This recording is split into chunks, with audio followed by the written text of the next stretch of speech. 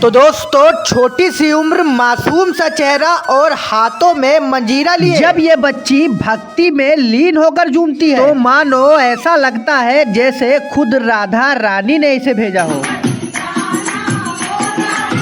दोस्तों social media पर ये वीडियो बहुत तेजी से वायरल हो रहा है, जिस वीडियो में ये बच्ची कीर्तन में मंजीरा बजाते हुए भक्ति में झूमती हुई नजर आती है। दोस्तों ये कोई साधारण वीडियो नहीं बल्कि ये प्रेम और श्रद्धा का संगम है, जहाँ भक्ति केवल गाने में नहीं बल्कि हर धड़कन में बह रही है। और अगर अब बात करें कि ये वीडियो आखिर कहाँ की है, तो दोस्तों अगर लोगों की माने तो लोग कह रहे हैं कि ये वीडियो बंगाल की है। खैर दोस्तों अभी इस बात की कोई पुष्टि नहीं हुई है और आपको क्या लगता है कमेंट में जरूर बताइएगा।